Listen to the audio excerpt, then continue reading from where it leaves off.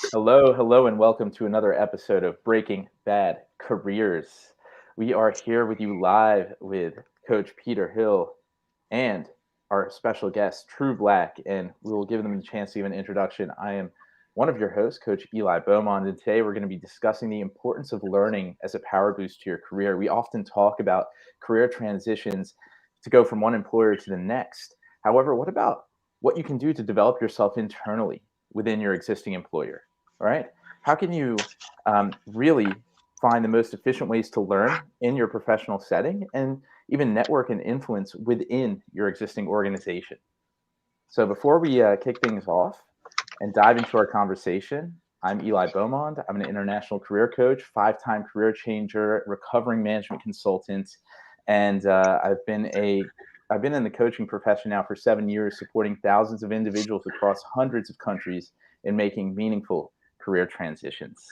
And with me, we have fellow coach Peter Hill. I'll leave it to you, sir. Right on. Thanks, Eli. I was just thinking about the way you always introduce yourself as a recovering management consultant. For today, I've decided to introduce myself as a recovering expat. So, like Coach Eli, I'm a international career coach. I've been doing this type of work for a little over 20 years. 17 of those years has been abroad, actually, living and working in Japan, living and working in mainland China, in Shanghai, and then a little bit of time over in Europe, in the UK. And I really had the pleasure of working with thousands of individuals from literally every corner of the globe.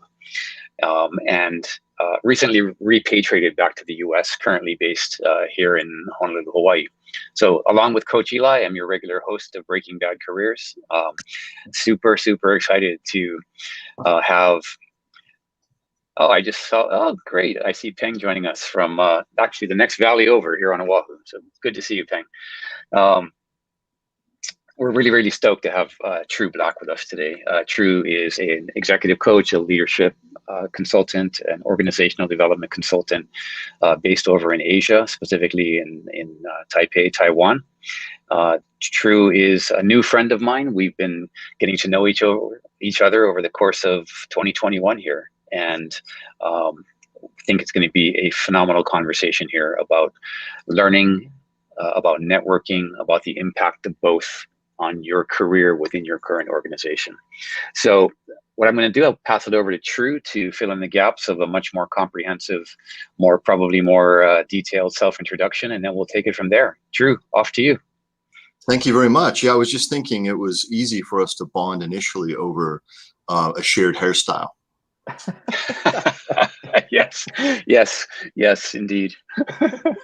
Eli, someday you may join the club. Someday. I may. You never know. My father shares your same hairstyle. So if genetics predict anything, I will be there too. You look like you're doing okay. But why wait, Eli? Why wait? Yeah, true. Maybe could be the whole look that we get going on here. I love it. No, I'll just give a quick origin story for anyone who's interested. I grew up in Tempe, Arizona. It's a suburb of Phoenix in the 70s and 80s. I have a bachelor's degree in Chinese literature, and I have an MBA. And I got right into executive management as soon as I graduated. I spent most of my career in sales and marketing, leading the sales and marketing functions in my team or in the region. So just kind of having a great time, hitting targets, being creative. Really enjoyed leading those teams, building those teams and leading them. When I was in graduate school, the way I paid my way through was to teach adults. And I found that about 8 years into my career in management, I really missed that. I missed being in the classroom.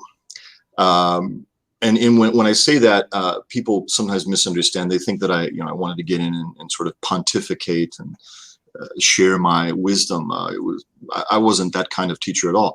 I enjoyed interaction and facilitation and just creating a learning process, a learning journey for people. So I got back into teaching at a business college. I started teaching business course, marketing, sales, management, strategy, things like that.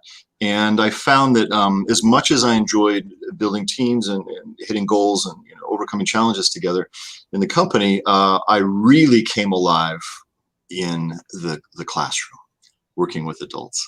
So long story short, I eventually found a way to break into corporate training and coaching, and I've been doing that since 2005. So most of my work today, my personal work, about half of it is in executive coaching with individuals, with teams, and if I'm really lucky, I get to coach newer managers. So newer managers are incredible. Most of them are very open to learning at that stage. You're sort of a superstar individual contributor, and it's the same story for all of them. Because they're great at their individual contributor work, they get promoted into a management job, and about 3 months into it, they sort of have this oh crap moment where they realize that they haven't just sort of changed titles; they've completely changed their job. So then there are all kinds of questions about what in the world do I do? And, why is it when I give feedback, people are defensive? And why is, everybody keeps saying coaching, coaching, coaching, but then coaching takes a long time. And how exactly do you delegate? And, I've got these mid-year reviews, these career conversations and mid-year performance reviews. How do I handle that? That seems like a bomb waiting to go off. So there's all these questions that come, and it's a lovely time to get with them. So yeah, and then I'm a partner in a boutique training company called True Development, based here in Taipei, and we design customized learning and development programs for all levels, primarily in management, but we also get to work with folks who are not in management.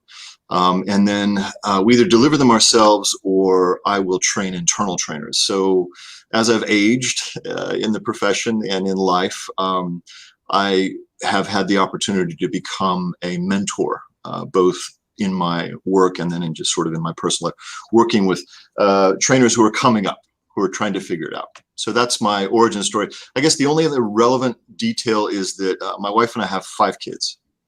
Wow, nice. Yep. The youngest 15 years old, I told her this morning that I was going on a show called Breaking Bad Careers. She's like, Breaking Bad? Breaking Bad? I said, no, Breaking Bad Careers. And she's like, so I explained it. And then she goes, oh, yeah, the TV show is over, right? And then she said something about it being really boring. 15 years old, right? Yeah, but then we have the other 4 kids are all into early career development stage. They're all sort of out there pursuing their careers. So sometimes they'll ask the old man for a little advice. Sometimes. Yeah. Are they all logged in today? I highly doubt it. They have almost no interest in my podcasts. They're very supportive in general, but they don't seem to prioritize that. That's okay. Yeah. So that's me. Awesome. So let's dive right in with a question for you. So you do 50% executive coaching, 50%. If I understand correctly, 50% training and development, being in the classroom with groups of anywhere from new managers up to seasoned managers, and you also do train the trainer type of engagements. Mm-hmm. So across all of those, right? Even when you're doing executive coaching, there's still a bit of teaching from you and a bit of learning on their side as well. So what would you say is the difference between somebody who really takes to learning and leveraging what it is they're learning for their career development versus somebody who just pays it a bit of lip service but doesn't really do anything? Yeah, I view that as people who are very passive about learning versus people who are very proactive about it. Mm-hmm. And the reality is that the majority of the people in organizations are they trend towards passive.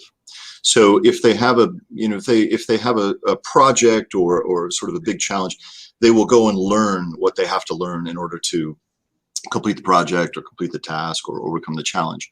But they don't really have a learning habit, I would call it. But those who do, those who have a somewhat structured plan for their own learning and development, and who generally stick to it, the difference is huge. The gap in speed of career progression, and I would say also just general satisfaction with career and life happiness, it's a huge gap. So I'll give you an example. I can go and coach 5 leaders at the same company, and 3 of them will be fully on board with the coaching process. They will view the coaching program as part of a very active learning program. So they'll be reading, and they'll be taking courses, and they'll be talking to experienced people in the company, mentors. They'll be trying new stuff, honing their approach, practicing, experimenting. They'll be doing all these things that you do to upskill, to get better, both with some of the emotional intelligence competencies, and also just cognitively, to neuroplasticity, right? I mean, right. We actually don't get stupider as we get older. We have the opportunity to get smarter as we get older. So there's a huge difference. And the ones that are not so proactive, they're sort of waiting, they're thinking about it, they're planning, but not taking action. My job, of course, is to get them moving, because there's no time to waste if you want to be at the top of your game. Yeah. Did I answer your question, Peter? Yeah. I mean, it brought up a whole bunch of other questions, but I can see Eli probably has a question for you. So this idea of learning habits and building learning habits, right? Because, from my experience, I was the director of career coaching at WeWork's Flatiron School, and I had a team of 7 managers that I supported and about 100 other career coaches that were supporting 3,000 students, right? And this idea of, hey, where are we going to get more L&D opportunities? What are you doing to reskill us or to skill us up, right? And then we go to the organization, we speak with the L&D team. They're like, okay, well, we have this management training, we have this course, we have these LinkedIn learnings, or like we have access to this e-learning platform, right? And then we share all of these possible L&D opportunities to the team.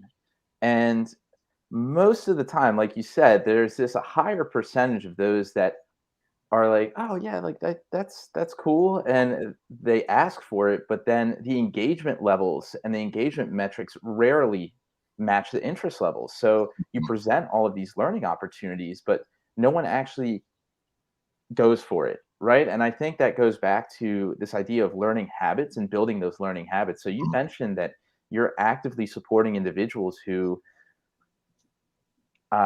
it's the ones that understand what coaching is and are looking for the support and willing to do the work. They don't need as much support as those who are finding it a little bit more difficult. So how do you support the development of these learning habits for those individuals? And do you have any strategies, tips, tricks, things that individuals can take so they can start developing their learning habits if they have resources like these available to them, yet they find themselves more curious about them than actually going in there and using them? Okay, so I'm hearing 2 questions. One is, how do you inspire people who have not yet become very proactive and engaged about their own learning process? They haven't decided to own their own development, which is what I would call it, right? They're sort of waiting. They're sort of saying to HR, when are you going to put me into a training program so I can learn something? Which is, okay. It's sort of like saying to your personal trainer, when are you going to bring the weights over to my house so I can lift? But it's a common sort of way of thinking about it, right? I'm hearing one question is how to get people how to inspire people to go from passive to proactive, and then the second one I'm hearing is the question is what are some efficient and effective ways to learn when you're and everybody's busy, right? When you're busy with your sort of operational regular work. Okay, so to the first one, it's really just about awareness and in inspiring people. So someone hopefully that person is working with an enlightened leader at some level who has taken an interest in their development, who has seen their potential, and just will not let them be passive about it. That's, I mean, obviously, if I come in or my team, we come in, we're going to do everything we can to get people excited about learning. It's really just about creating experiences that help them see the value of learning. Like if we have the opportunity to do a series, for example, I love that because we come in once and we're making suggestions about things people can do, and a lot of them will go out and try it. And then we ask those people to share what happened in the next session. And it's gold. It's just, I'm just like, I'm 6'2" already, but I'm 6'5" when I hear that. I'm just so that's 188 centimeters for our friends on that. Up to 200 plus, or not, no, 195 or something. Yeah, I just get really excited when I hear that.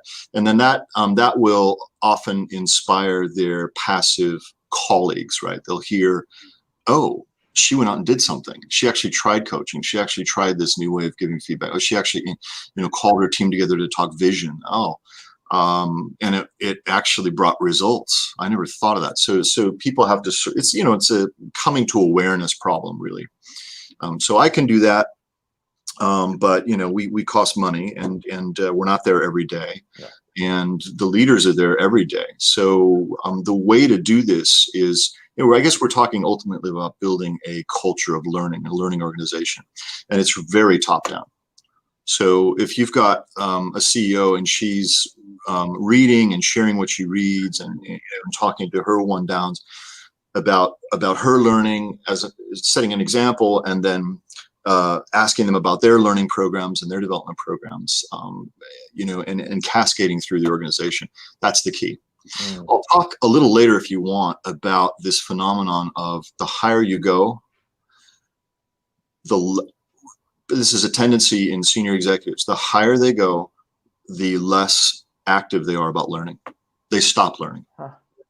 That's interesting. They will stop. Yeah, and there's specific reasons for that, proven by people who research this. I can get into that now, or I can get into sort of some ideas about how to maximize your learning, optimize your learning. You piqued my interest. I don't know about Peter's, but his interest also seems quite piqued. What do you? Yeah, you piqued my interest, and then I have a follow up along these same lines, and then maybe let's put a pin in the how to go about it, how an individual can leverage learning in their career. But let's start here. So what does the research say about the more senior you go, the less of a learner you become? Well, one of my favorite researchers in this area is a gentleman who's passed away now, but Chris Argyris. His name is Argyris. Some people pronounce it Argyris. Argyris. And if you just Google teaching smart people how to learn, teaching smart people how to learn. This is a seminal article he wrote, and he basically answers the question. So I'll just quote Dr. Argyris here. And basically, people who are in senior leadership positions tend to be well educated, right? So they have great educational backgrounds and training. They also tend to be really intelligent. I mean, all the research bears that out too. They may not be emotionally intelligent. If they're going to get to the very top of level of performance, they have to be emotionally intelligent as well. But pretty much everybody, with some shining exceptions, everybody in senior leadership is pretty smart, right? Sorry, I have to laugh about the shining exceptions. Everybody's, but I had a boss who was a complete idiot. Yeah, of course. They're really good at politics. That's why they're kind of stunted, but they're in that leadership position. Anyway, so as people get to those, they're well educated. They're very capable people. They tend to look for problems that they know how to solve. So if you think about a core element of learning, you have to look for something that you don't know how to do. And that requires a certain humility. It requires a certain willingness to fail. Yeah. Wait, I'm a VP, I'm the VP of operations, and I'm looking around for opportunities where I might fail so I can learn from my failure. They don't do it. It's a natural tendency to avoid that. You can look at evolutionary biology for many explanations. We want to continue to build our value in the tribe, in the organization.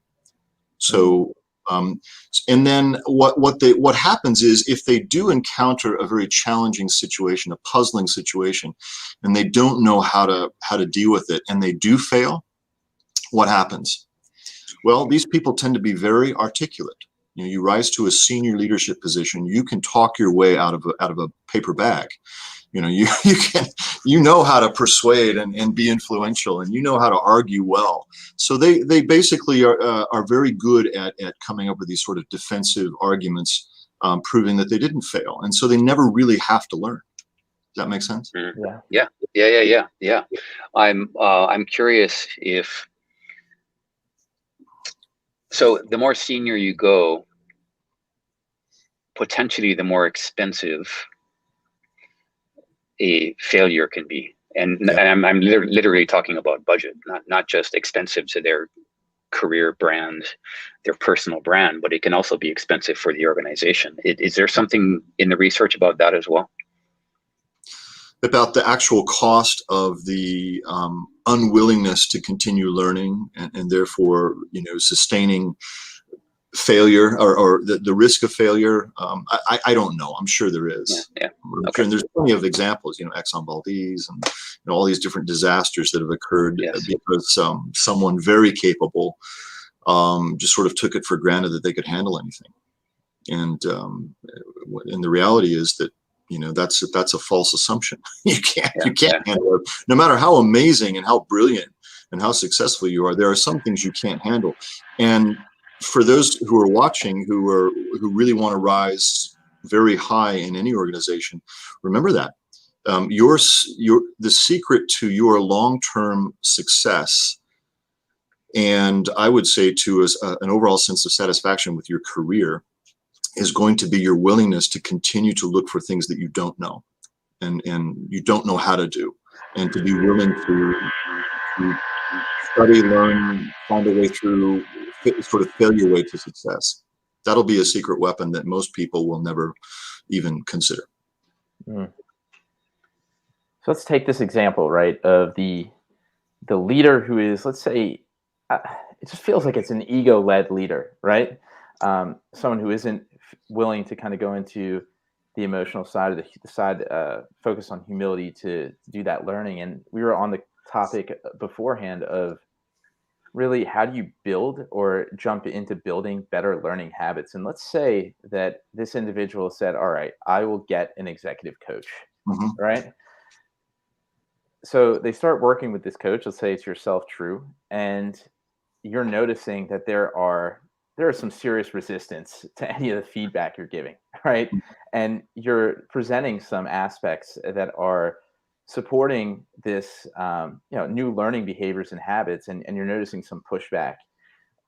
What is the approach that you would take here to really help drive forward change and support the development of these new learning habits? To drive change, you hit on it. It's all about awareness of the need to change, awareness of the gap between what you think the results you think you're getting, the impressions you think you're making, and what actually is happening, intention versus result.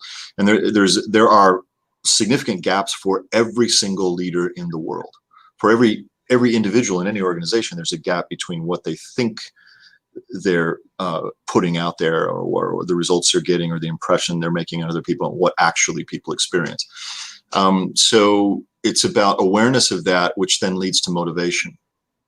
And then we can deal with creating a program of learning, a learning schedule, a learning agenda. Which, coaching is very much driven by the coachee. I would never come in and say, okay, here's how you need to learn. Yeah. Never. It's always, for anyone listening at any stage of career, your learning program, there is no one size fits all. It is absolutely dependent on you, your organization, your team, your environment, all these situational factors. So it needs to be sort of fluid and flexible.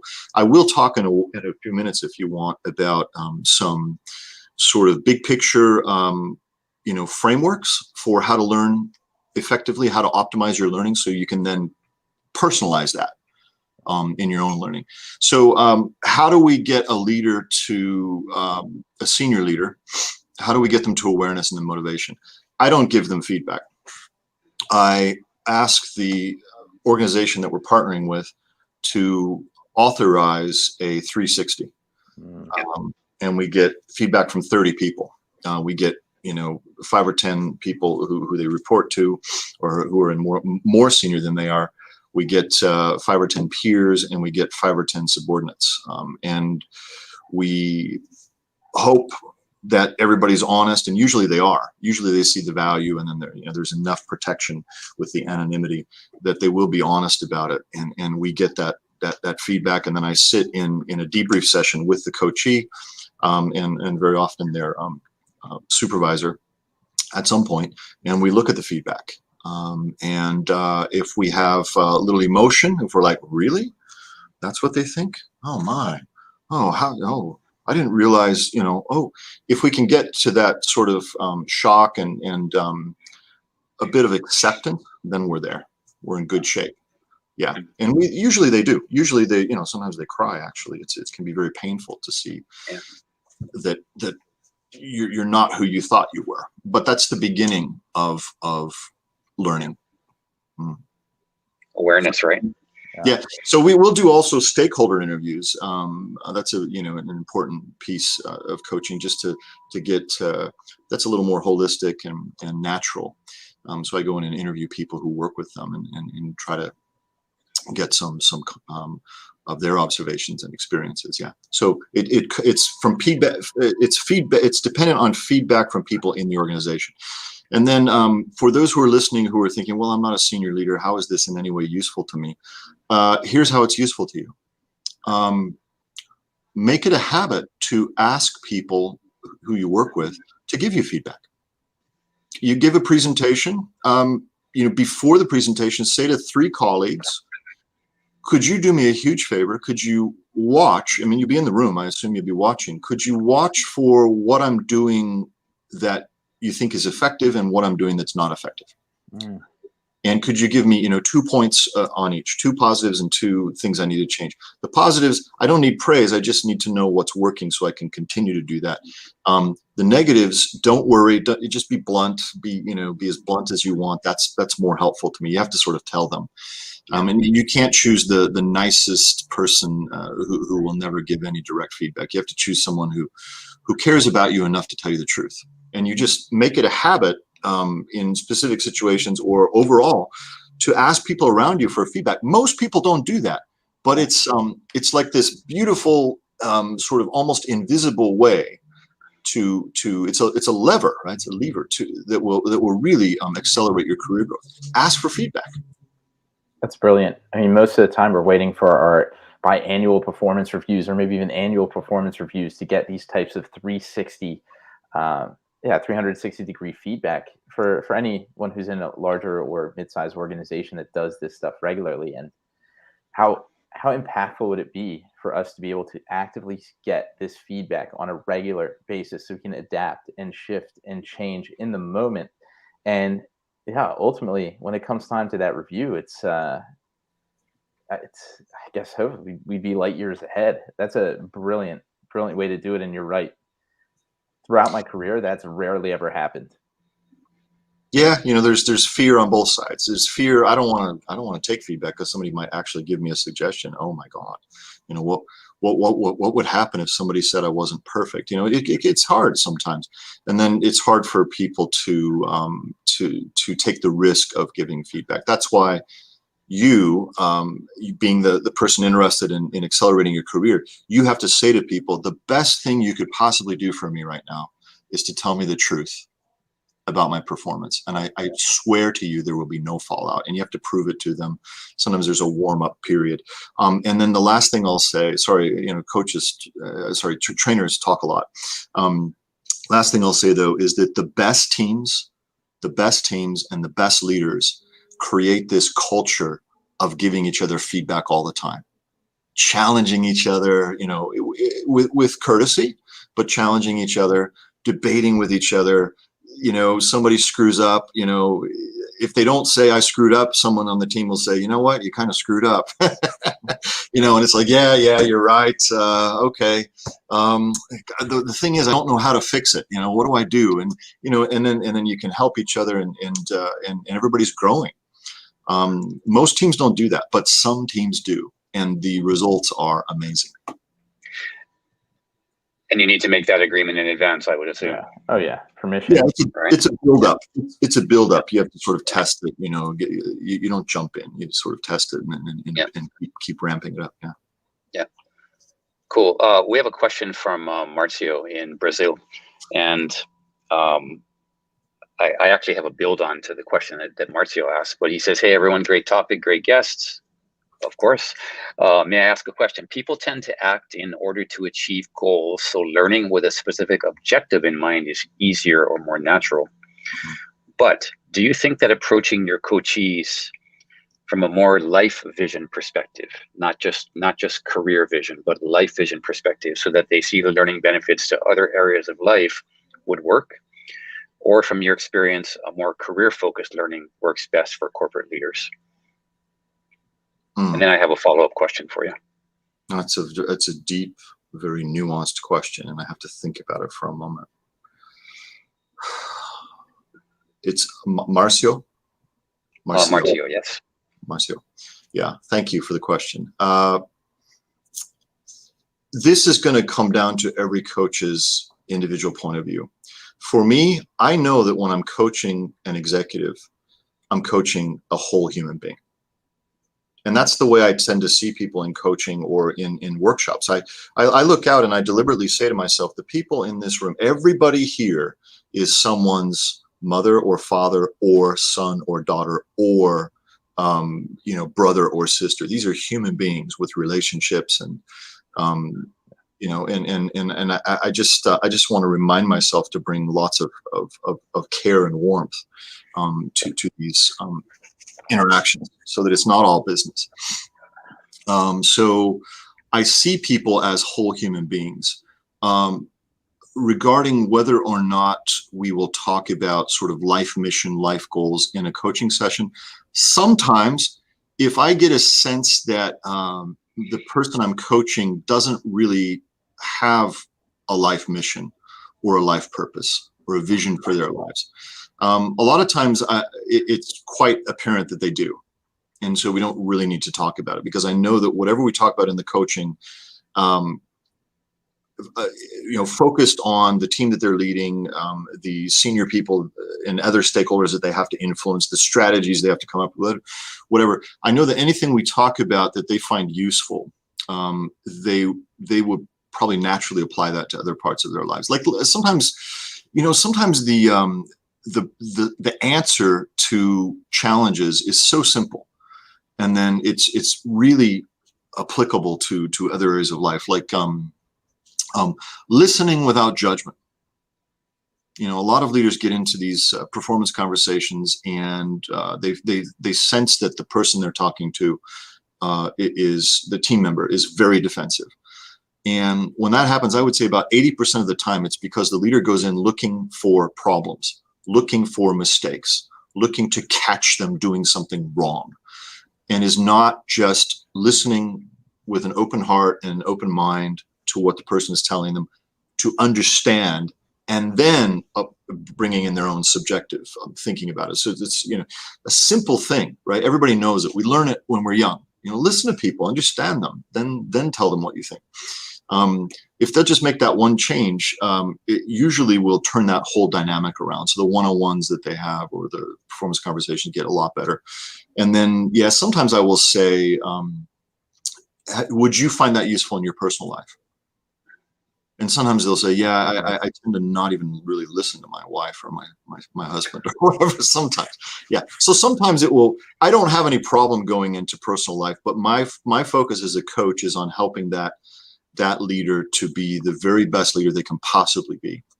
And because I feel that that serves them, it serves their family, and it serves the people that are in their organization. Yeah. Did I answer? I hope I answered the question. Oh yeah. I think that's great.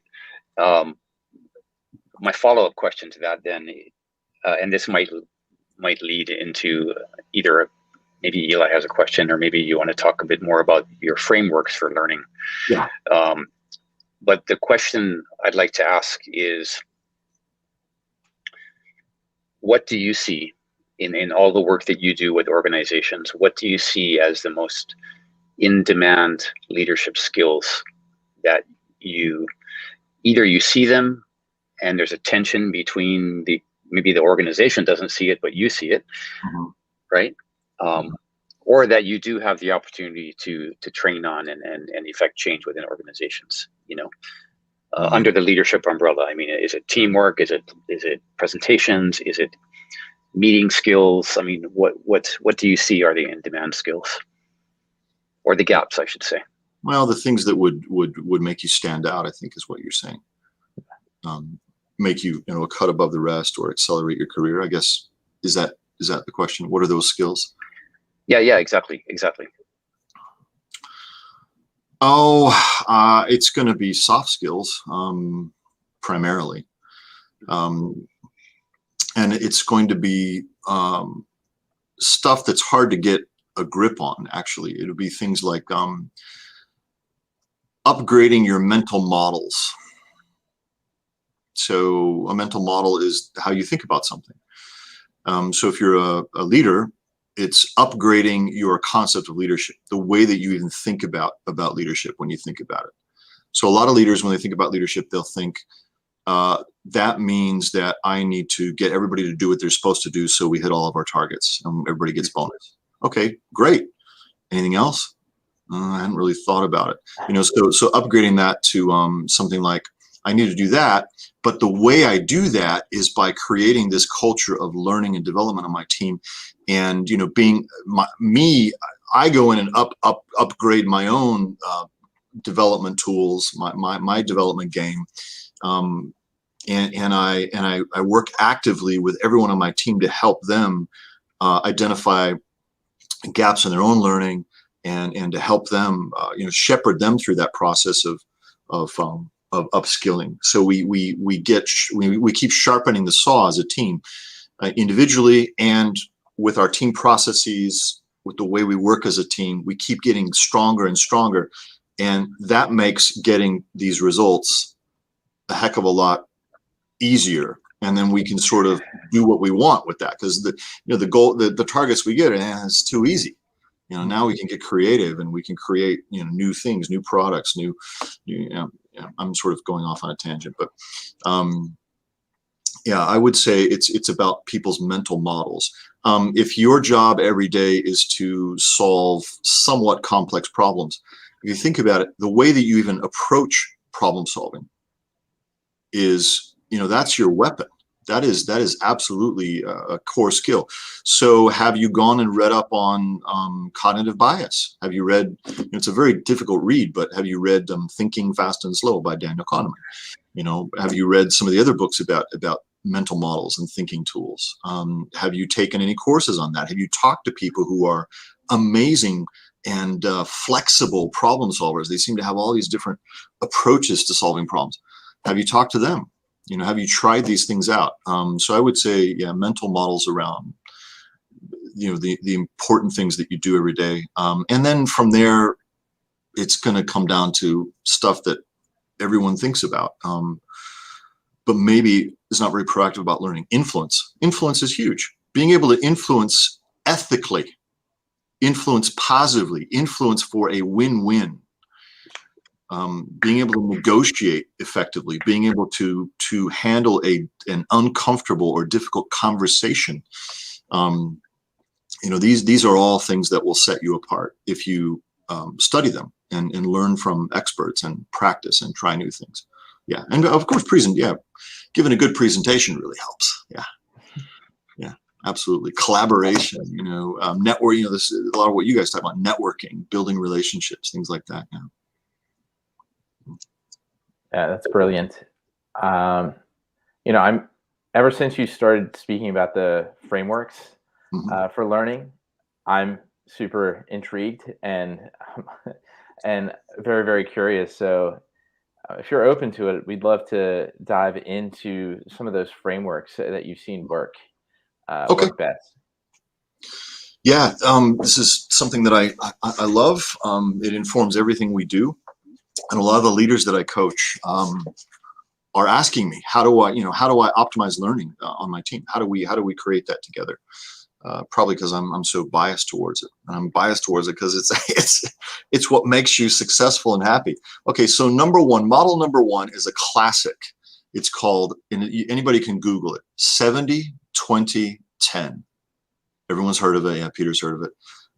It came from some researchers at the Center for Creative Leadership. It is a great general guideline, and basically the 70 is learning by doing.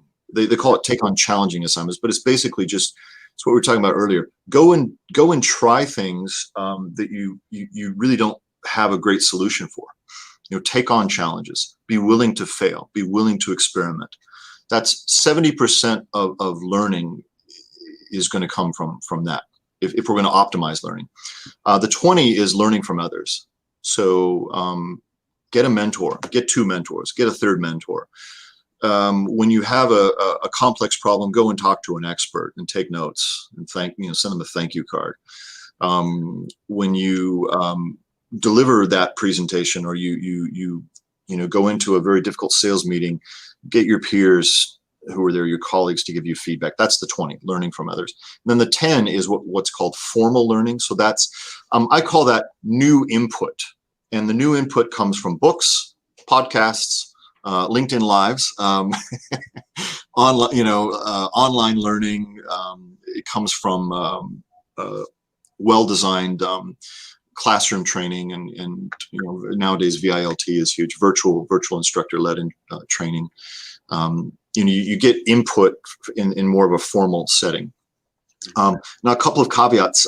The 70-20-10 model, a lot of researchers have raised some issues with this.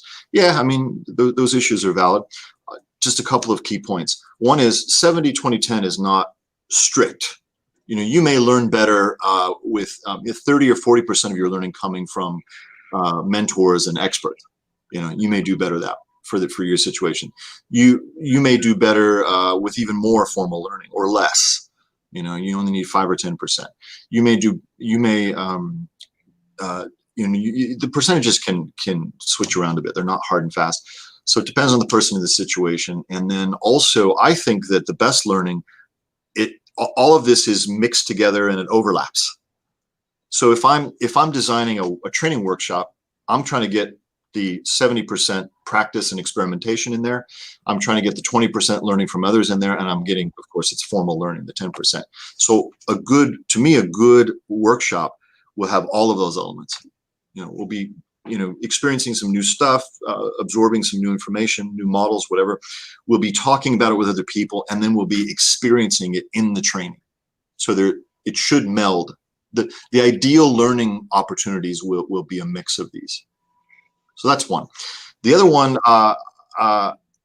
is one that most people haven't heard of. In fact, a lot of trainers have never heard of it, which is shocking, but okay, it's just a fact. And it is a game changer. So anybody listening, if you Google David Kolb is Kolb, experiential learning cycle. Now he also has learning styles or learning modes, but you want to look at the learning cycle.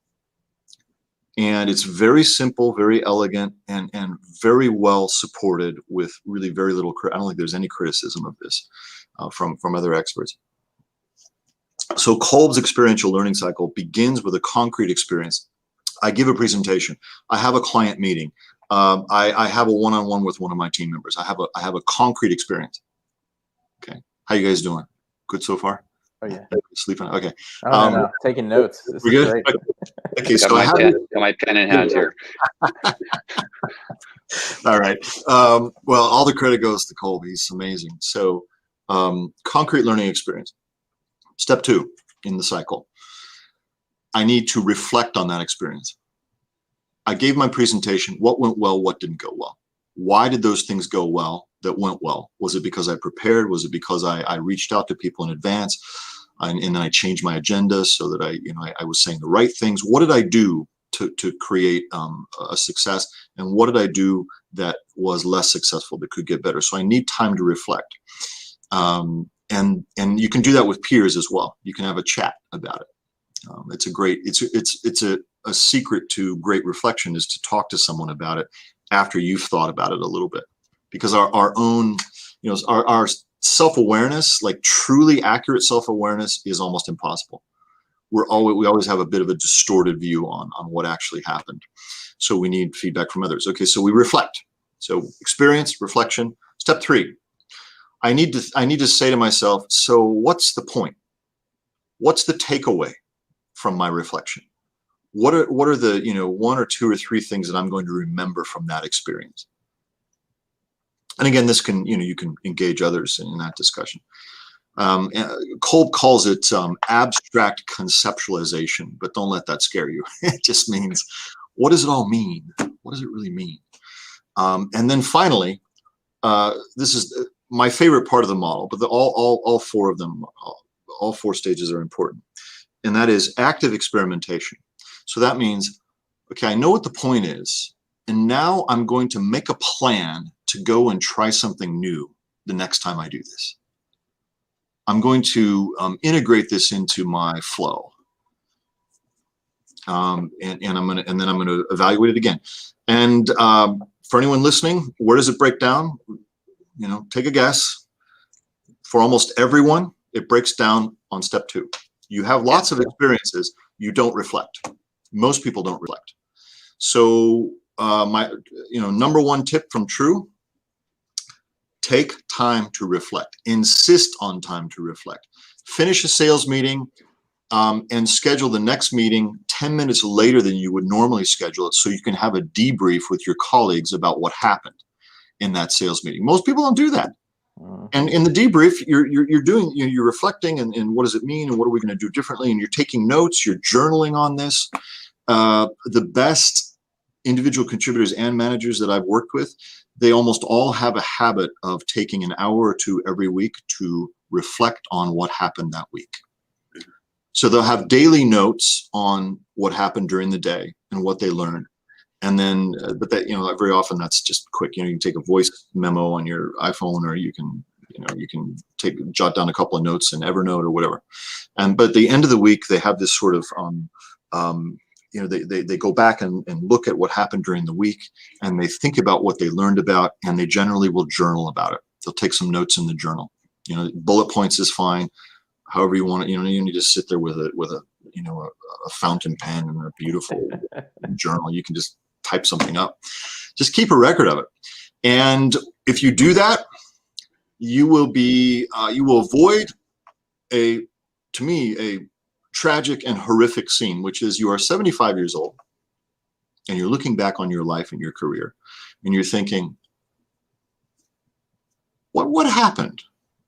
What is it that I went through? Let's see. I think I was pretty good at, we, of course, will create our own stories, but you will have a nice record of your journey of growth and development as a human being in an organization if you do this.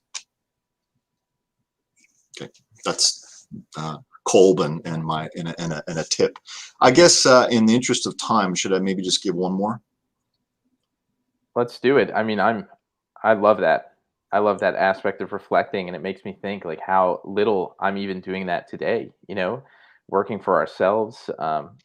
It's, you don't get too much feedback day in and day out unless it's from your clients, which hopefully as coaches, we're all doing, asking our clients how their experience is with us. But, really setting that time aside to kind of reflect back on the week, that sounds like a huge takeaway. Something I'll start implementing immediately. So thank you. Awesome. Yeah. Good. Well, I'm so glad. It's a game changer, and I do it. Of course, I drink my own Kool-Aid when it comes to stuff like that. I always have a session, usually Saturday or Sunday morning, where my the kids at home and my wife sleep forever, so I'm up early doing that. If you're a social person like me, I'm sort of a what they call an ambivert. I'm extroverted and I enjoy interaction, and I also like alone time. I find it useful to go maybe on a hike with friends, or go to the gym with friends. My personal trainer is a very good friend, so if I don't get a chance to download my learning and reflection on the week with a good friend or with someone I'm mentoring, like if I don't have that interaction, I'll go and like chat up my coach while he's trying to get me to do more reps. Poor guy. Yeah, because you have to. For me, it makes it even sharper if I can articulate it. Yeah. In writing or in speaking with someone that I'm close to. Yeah.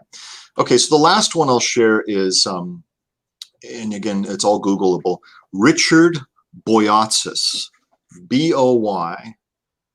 I think it's a Greek name. And Dr. Boyatzis, if you know Yiddish, what a mensch, what a good man. Yeah, just smart, very practical, very, very helpful. He's got all kinds of books out there. He publishes with Daniel Goleman, the EQ guy, the emotional intelligence guy. Yeah. If you look up ICT, intentional change theory, that is a game changer. I took an online course, free one. I took a course through Coursera, taught by Dr. Boyatzis. I think it's called, sort of leveraging emotional intelligence to be a better leader. It's a great course, highly recommend it. And of course you can pay and get the certificate as well.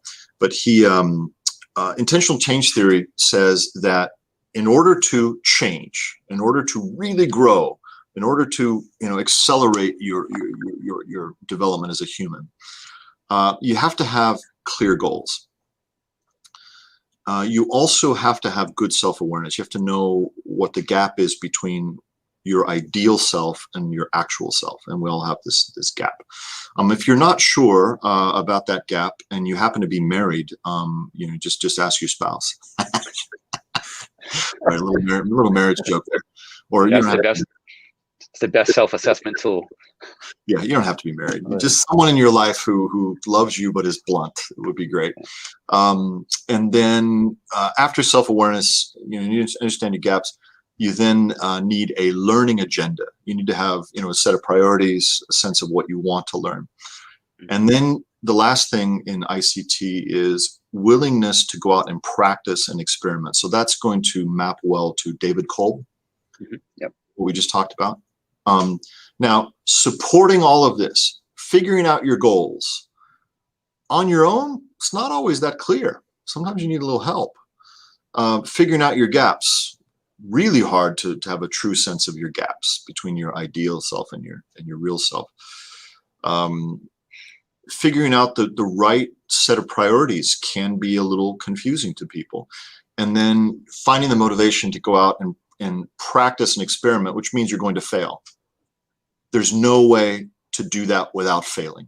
You will experience pain. There's no growth without the pain. Underpinning all of this is the core of the ICT model, which I love, and that is supportive relationships with people who believe in you. Mm-hmm. So tip number 2 to optimize your learning: develop supportive relationships with people who are interested in seeing you succeed. Mentors in the company, outside the company, in personal life, teachers, experts, colleagues, family members, people who love you and who want to see you succeed, and who will, encourage you when you're feeling down, who will, when you go and you say, I tried this new thing and I really messed it up. It was awful. I feel so ashamed. And they'll say, it's all right. Remember, you have to fail in order to learn. So don't focus on the failure. Focus on what you learned from it and move forward. You need people like that in your life. Yeah. That's so important. And we've, sometimes we take for granted if we do have these people in our lives and we don't really maintain those relationships with them, right? So for anyone watching, if you do have these individuals in your life, whether it's parents, friends, partners, maybe even your children, if you have that relationship with them, right? That you can ask these questions and have them holding you accountable to these I guess experiences or failures that you're going to be having. There is so much value there, and I mean, I know I've taken a lot away just from this last bit in the frameworks that you shared with us on learning. So really appreciate it. And although it's Googleable, you brought it forward for all of us to Google. So we appreciate that, True. Pleasure. Yeah, and it's part of the follow up. I don't know if you're going to drop my LinkedIn or anything like that, but anyone with a question, feel free to PM me. Yeah, what's the easiest way for people to reach out to you? Well, LinkedIn. I'd love to connect with anyone who wants to, unless you need a loan. Then don't connect with it. Yeah.